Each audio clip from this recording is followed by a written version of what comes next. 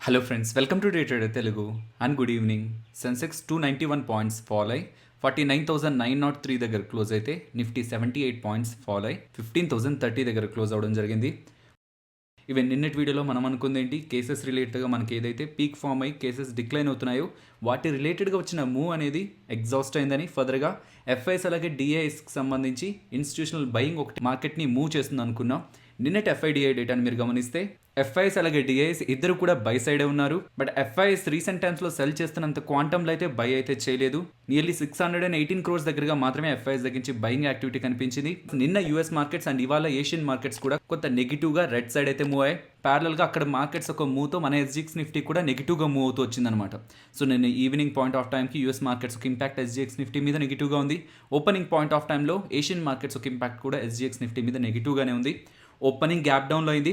But open అయిన point of టైంలో important supports దగ్గర బోత్ నిఫ్టీ అలాగే బ్యాంక్ నిఫ్టీ రెండు కూడా బౌన్స్ అవడం అయితే జరిగింది. నిన్నటి వీడియోలో మనం మాట్లాడుకున్న Nifty support 15,040 and bank Nifty support 33,680 and ఇవాళ బ్యాంక్ నిఫ్టీని గమనించిన 33,678 దగ్గర అండ్ ఈవెన్ నిఫ్టీని గమనించిన 15,049 దగ్గర మార్నింగ్ సపోర్ట్ తీసుకొని బౌన్స్ అవడం అయితే జరిగింది. బట్ ఈవెన్ ఆఫ్టర్నూన్ ఆ పాయింట్ ఆఫ్ టైం వరకు కూడా మార్కెట్లో కొంత స్టెబిలిటీ అయితే కనిపించింది. కాకపోతే యూరోపియన్ మార్కెట్స్ ఓపెనింగ్ కూడా వీక్గా ఉండడం, అది కూడా మన మార్కెట్స్ని ఇంపాక్ట్ చేయడంతో ఓవరాల్గా గ్లోబల్ మార్కెట్స్ ఒక ఇంపాక్ట్తో నిన్న US markets morning, Asian markets afternoon, European markets ఈ గ్లోబల్ మార్కెట్స్ కొంత రెడ్లో మూవ్ అవడంతో మన ఇండియన్ ఈక్విటీ మార్కెట్స్ కూడా సెల్ ఆఫ్కి అయితే వెళ్తున్నాయి. అండ్ ఇంకొక మేజర్ పాయింట్ని కూడా మనం గుర్తుంచుకోవాల్సి ఉంటుంది. మార్కెట్లో లాస్ట్ ఫ్యూ ట్రేడింగ్ సెషన్స్లో సడన్గా ర్యాలీ వచ్చింది కదా, మరి అలా సడన్గా ర్యాలీ రాకముందు ఎవరైతే ఒక రేంజ్లోనే మార్కెట్ ఉంటుందనుకొని స్ట్రాంగ్గా రైట్ చేస్తుంటారో, స్పెషల్గా 15,000 స్ట్రైక్ ప్రైజెస్ని కాల్ రైటర్స్ ఎక్కువగా రైట్ చేశారు ఆ పాయింట్ ఆఫ్ టైంలో. ఈవెన్ లాస్ట్ ట్రేడింగ్ సెషన్లో సడన్గా గ్యాప్ అప్ అవడంతో 15,000 అబౌవ్ గ్యాప్ అప్ అవడంతో అక్కడ అన్బైండింగ్స్ కనిపించాయి. ఈవెన్ కాల్ రైటర్స్ ఎక్కువగా నష్టపోవడం జరిగింది.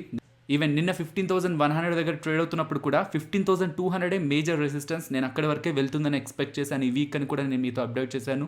బికాస్ ఆ లెవెల్స్ వరకే ఎక్కువ రైటింగ్ ఉందన్నమాట. ఆ తర్వాత ఎవరు ఇంట్రెస్ట్ చూపించలేదు కాల్ రేటర్స్ కూడా రీసెంట్ కాంట్రాక్ట్స్లో. సో అక్కడ వరకే వెళ్తుందని మోస్ట్ ఆఫ్ ద ఎక్స్పెక్టేషన్స్ అయితే ఉన్నాయి. ఈ లెవెల్ కంటే వెళ్ళదు అని ఎవరైతే రైట్ చేశారో వాళ్ళు నష్టపోతుంటారు. కాబట్టి మోస్ట్లీ ఎక్స్పైరీ పాయింట్ ఆఫ్ టైంలో మార్కెట్ను ఒక రేంజ్లో ఉంచే ప్రయత్నం చేస్తుంటారు. బట్ ఇక్కడ మీరు ఒక ఇంపార్టెంట్ పాయింట్ని గమనించాలి. మనం నిన్న అనుకున్న సపోర్ట్స్ 15,040, ఈవెన్ 33,680 ఆ లెవెల్స్ దగ్గరే నిఫ్టీ అలాగే బ్యాంక్ నిఫ్టీ రెండు కూడా క్లోజ్ అయ్యాయన్నమాట. మీన్స్ ఈవెన్ గ్లోబల్ మార్కెట్స్ వీక్గా ఉన్నా సరే మన Indian equity markets important supports దగ్గరే ఆ levels above or near to ఆ లెవెల్సే మెయింటైన్ చేసే ప్రయత్నం అయితే చేస్తున్నాయి.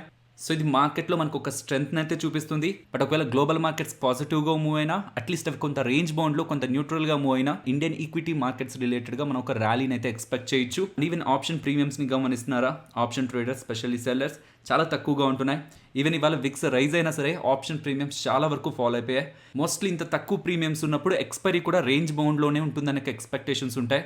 కాకపోతే ప్రీవియస్గా కొన్ని ఎక్స్పైరీస్లో ఈవెన్ చాలా ప్రీమియం తక్కువగా ఉన్నా సరే హ్యూజ్ వోలటాలిటీ ఎక్స్పైరీస్లో కనిపించింది. కాబట్టి ప్రీమియమ్స్ తక్కువగా ఉన్నాయి కాబట్టి రేపు పొజిషన్స్ తీసుకుంటున్న ఆప్షన్ సెల్లర్స్ కొంత జాగ్రత్తగా ఉండమని నా సజెషన్. రీసెంట్గా రిజల్ట్స్ పోస్ట్ చేసిన రోసరీ బయోటెక్ కానీ, నిన్న రిజల్ట్స్ని పోస్ట్ చేసిన పిఐ ఇండస్ట్రీస్ కానీ, ఆర్తి ఇండస్ట్రీస్ కానీ, ఈ రిజల్ట్స్ అన్నిటి కొన్ని స్టాక్స్ని పక్కన ఉంచితే most of the chemical stocks రిజల్ట్స్ని మీరు ట్రాక్ చేస్తూ వాటిలో అనాలిసిస్ చేసే ప్రయత్నం చేస్తే టాప్ లైన్లోనూ గ్రోత్ కనిపిస్తుంది, మీన్స్ రెవెన్యూలోనూ గ్రోత్ కనిపిస్తుంది, అలాగే బాటమ్ లైన్ అయినా ప్రాఫిట్లోనూ గ్రోత్ కనిపిస్తుంది.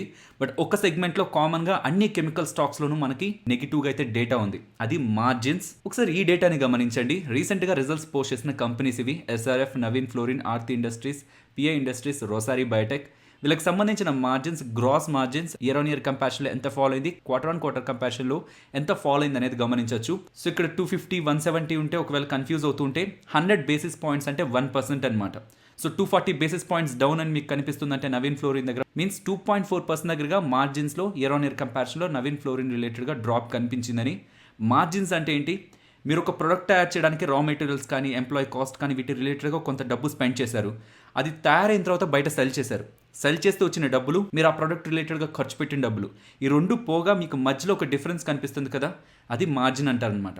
మార్జిన్ ఎక్కువగా ఉందంటే దాని మీనింగ్ ఏంటి, మీరు చాలా తక్కువ డబ్బులు ఒక ప్రోడక్ట్ రిలేటెడ్గా స్పెండ్ చేస్తున్నారు, కాకపోతే తయారైన ప్రోడక్ట్ని మీరు మంచి రేట్కి అమ్ముకోగలుగుతున్నారు. అలా జరగాలంటే చాలా ఫ్యాక్టర్స్ ఉంటాయన్నమాట. కాబట్టి ఏ కంపెనీస్కి అయితే మార్జిన్స్ ఎక్కువగా ఉంటాయో ఆ కంపెనీస్ని మార్కెట్ ఎప్పుడు కూడా హై వాల్యుయేషన్లో రివార్డ్ చేస్తుంది. సో ప్రీవియస్గా ఎప్పుడైతే ఈవెంట్ అన్సర్టనిటీ స్టార్ట్ అయిందో ఆ పాయింట్ ఆఫ్ టైం నుంచి కెమికల్ స్టాక్స్ ఒక స్ట్రాంగ్ డిమాండ్ అయితే క్రియేట్ అయింది. వాళ్ళు తయారు చేసిన కెమికల్స్ ఒక ప్రైజెస్ కూడా పెరిగిపోతుండడంతో వీటన్నిటికీ హై మార్జిన్స్ వచ్చాయన్నమాట. రీసెంట్గా వీళ్ళు పోస్ట్ చేసిన రిజల్ట్స్ని బట్టి చూస్తుంటే వీళ్ళ మార్జిన్స్లో అయితే మనకి డ్రాప్ కనిపిస్తుంది. ఇంత మార్జిన్స్ని మెయింటైన్ చేస్తూ కమింగ్ డేస్లో కూడా మంచి పర్ఫార్మెన్స్ ఇస్తారని వీళ్ళని ఒక స్ట్రాంగ్ వాల్యుయేషన్లో మార్కెట్ వాల్యూ చేస్తూ వచ్చింది. కాకపోతే వీళ్ళ మార్జిన్స్లో మీరు టాప్ లైన్ బాటమ్ లైన్ చూస్తే కెమికల్ కంపెనీస్వి రీసెంట్గా పోస్ట్ చేసిన మోస్ట్ ఆఫ్ ద కంపెనీస్ అన్నీ కూడా స్ట్రాంగ్గానే కనిపిస్తాయి. గ్రోతే కనిపిస్తుంది ఇయర్ ఆన్ ఇయర్లో. కాకపోతే వాళ్ళ మార్జిన్స్లో ఇయర్ ఆన్ ఇయర్లోనూ క్వార్టర్ ఆన్ క్వార్టర్లో కూడా మీకు డ్రాప్ అయితే కనిపిస్తుంది.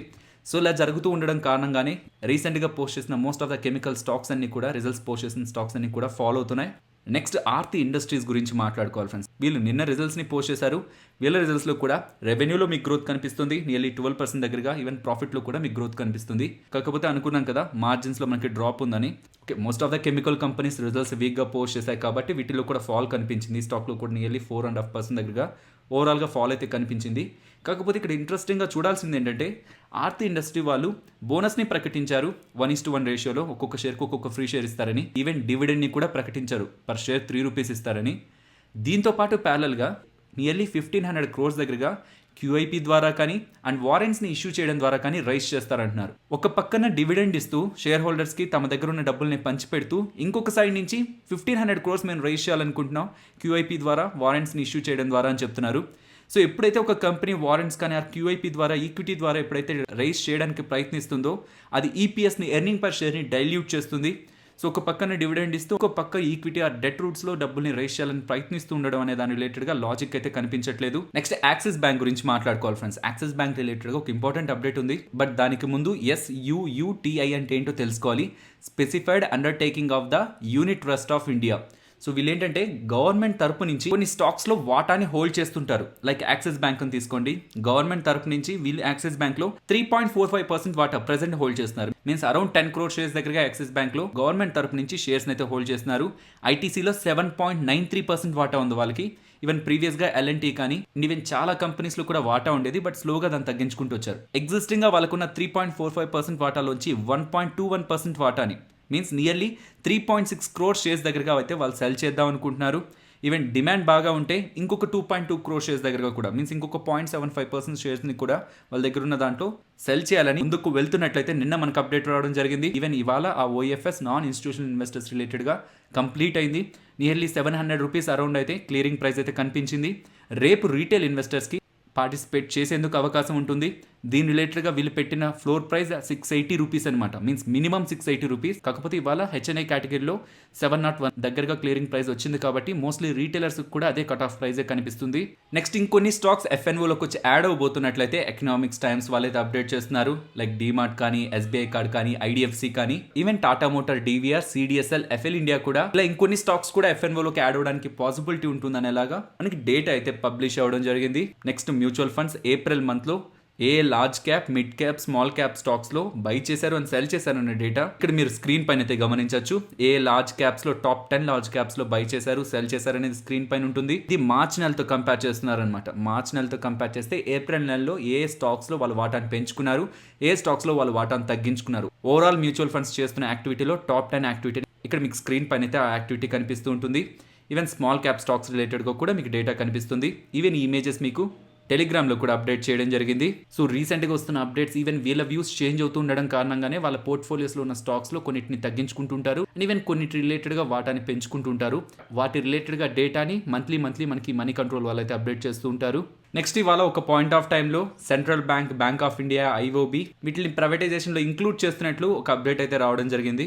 బట్ ఇది ఇప్పటి నుంచి కాదు, ప్రీవియస్ డేస్ నుంచి కూడా చాలాసార్లు మనకి మార్కెట్లోకి అయితే వచ్చిన ప్రతిసారి స్టాక్స్ రియాక్ట్ అవుతూనే ఉన్నాయి. వీటి రిలేటెడ్గా ఒక ఫైనల్ అప్డేట్, ఒక క్లియర్ అప్డేట్ అయితే మనకి గవర్నమెంట్ ఆఫ్ ఇండియా దగ్గర నుంచి అయితే కనిపించట్లేదు. BPCL కానీ ఈవెన్ ఇంకొన్ని స్టాక్స్లో కూడా డిస్ఇన్వెస్ట్మెంట్ రిలేటెడ్గా గవర్నమెంట్ ఏ ప్లాన్స్ అయితే అనుకుందో ప్రెసెంట్ ఉన్న ఈవెంట్ కారణంగా ఆ ప్లాన్స్ అని కూడా కొంతవరకు పోస్ట్ పోన్ అవుతున్నాయని అయితే అప్డేట్స్ వస్తున్నాయి. So good news for oil marketing companies like Reliance industries, IOC, HPCL, BPCL అని. సో దీంట్లో మీకు మేబీ BPCL పెద్దగా రియాక్ట్ అవ్వలేదు బికాస్ డిస్ఇన్వెస్ట్మెంట్ కొంత లేట్ అవుతుందని మనకు వచ్చిన అప్డేట్స్తో. మిగిలినవన్నీ కూడా పాజిటివ్గానే మూవ్ అయ్యాయి. సింగపూర్ గ్రాస్ రిఫైనింగ్ మార్జిన్స్ జనవరిలో $1.4 పర్ బ్యారెల్ ఉంటే ఇప్పుడు $3.5 పర్ బ్యారెల్గా ఇంక్రీజ్ అయ్యాయి. సో చాలా సర్జ్ కనిపించింది ఆ ప్రైజెస్లో. కాబట్టి మన ఇండియన్ ఆయిల్ మార్కెటింగ్ కంపెనీస్కి కూడా అది పాజిటివ్గా ఉంటుందని మీకు డేటా కనిపిస్తుంది. అంతా బాగానే ఉంటుంది. కానీ GRM అంటే ఏంటి, గ్రాస్ రిఫైనింగ్ మార్జిన్స్ అంటే ఏంటి? క్రూడ్ ఆయిల్ నుంచి మనం చాలా ప్రొడక్ట్స్ని సపరేట్ చేయొచ్చు కదా ఆయిల్ రిఫైనింగ్ ద్వారా. సో వీళ్ళు క్రూడ్ ఆయిల్ రిలేటెడ్గా పెట్టిన డబ్బులు అండ్ వీళ్ళ రిఫైనింగ్ తర్వాత ఫైనల్గా వస్తున్న ఆ ప్రొడక్ట్స్ ఒక వాల్యూ. సో ఈ రెండింటికి మధ్య ఒక డిఫరెన్స్ ఉంటుంది కదా, లైక్ నార్మల్ మార్జిన్స్ ఎలాగో వీటిలో కూడా ఇలాగే. కాకపోతే స్టార్టింగ్ ప్రొడక్ట్ ఏంటి, రా మెటీరియల్ ఏంటి, క్రూడ్ ఆయిల్, వీళ్ళు అంతా రిఫైన్ చేశాక ఫైనల్గా వీళ్ళకి వస్తున్న ప్రొడక్ట్స్ రిలేటెడ్గా వాల్యూ చూస్తారు. క్రూడ్ ఆయిల్ వాల్యూ వీళ్ళు పెట్టిందంతానే చూస్తారు. ఆ రెండింటి మధ్యలో డిఫరెన్స్ ఉంటుంది కదా, ఇది గ్రాస్ రిఫైనింగ్ మార్జిన్ అనమాట. సో నార్మల్గా కంపెనీస్కి ఎలాగైతే మార్జిన్స్ పెరుగుతూ ఉంటే వాళ్ళ ప్రాఫిటబిలిటీ కూడా పెరుగుతుంటుందో, ఈ ఆయిల్ కంపెనీస్కి కూడా గ్రాస్ రిఫైనింగ్ మార్జిన్స్ పెరుగుతూ ఉంటే వీళ్ళ ప్రాఫిటబిలిటీ కూడా చాలా స్ట్రాంగ్గా ఇంపాక్ట్ అవుతుంది.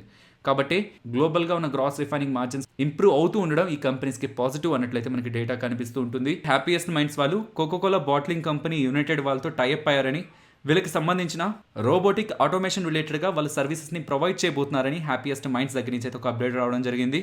Next Ujjivan small finance bank గురించి మాట్లాడుకోవాలి ఫ్రెండ్స్. వీళ్ళు నిన్న నెంబర్స్ని అయితే పోస్ట్ చేశారు. సో రీసెంట్గా పోస్ట్ చేసిన మోస్ట్ ఆఫ్ ద బ్యాంక్ నెంబర్స్లో మనం ఎక్కువగా గమనిస్తూ వస్తున్నది వీళ్ళ నాన్ పర్ఫార్మింగ్ అసెట్స్, మీన్స్ వీళ్ళ అసెట్ క్వాలిటీ అదే స్టాక్ ప్రైస్ని ఇంపాక్ట్ చేస్తుంది. సో నేను ప్రీవియస్గా మీకు ఒకసారి చెప్పాను, ఏయూ స్మాల్ ఫైనాన్స్ బ్యాంక్ అని even Equitas small finance bank వాళ్ళకి రిజల్ట్స్ పోస్ట్ చేసినప్పుడు మార్కెట్ ఈ స్మాల్ ఫైనాన్స్ బ్యాంక్స్ ఈ రీసెంట్ టైమ్స్లో విధిస్తున్న రిస్ట్రిక్షన్స్ కారణంగా ఎక్కువగా ఇంపాక్ట్ అవుతాయి, వీళ్ళ అసెట్ క్వాలిటీ డిటోరియేట్ అవుతుంది, ఎక్కువగా వీళ్ళు ఇంపాక్ట్ అవుతారని ముందుగానే మార్కెట్ ఎస్టిమేట్ చేస్తూ వచ్చింది. కాబట్టి ఇవాళ వీళ్ళ అసెట్ క్వాలిటీ రిలేటెడ్గా వీక్నెస్ని చూపించిన స్టాక్ ప్రైస్ నియర్లీ 3% వరకు మాత్రమే ఫాలో అయింది. వీళ్ళకి సంబంధించిన అసెట్ క్వాలిటీయే ఫ్యూచర్ వీళ్ళ ప్రాఫిట్స్ని డిసైడ్ చేస్తుంది. కాబట్టి సో మీరు గమనిస్తే ప్రీవియస్గా 1% దగ్గరగా ఉంటున్న వీళ్ళ gross non performing assets last క్వార్టర్లో 4.8కి ఇప్పుడు 7.1కి అయితే రైజ్ అవ్వడం జరిగింది. మీన్స్ వీళ్ళ అసెట్ క్వాలిటీలో ప్రెషర్ క్లియర్గా కనిపిస్తుంది. And even net non performing assets కూడా 0.3, 0.2 దగ్గరగా మెయింటైన్ అవుతున్నవి. లాస్ట్ క్వార్టర్లోని 2.1కి వెళ్ళింది, ఇప్పుడు 2.9కి వెళ్ళింది. సో ఇలా వాళ్ళ నాన్ పర్ఫార్మింగ్ అసెట్స్లో ఇలా డిటోరియేషన్ కనిపిస్తూ ఉండేసరికి స్టాక్ ప్రైస్లో మనకి వాళ్ళ కొంత ప్రెషర్ అయితే కనిపించింది. నెక్స్ట్ నిఫ్టీ అలాగే బ్యాంక్ నిఫ్టీ సపోర్ట్ అండ్ రెసిస్టెన్స్ని మాట్లాడుకుందాం ఫ్రెండ్స్.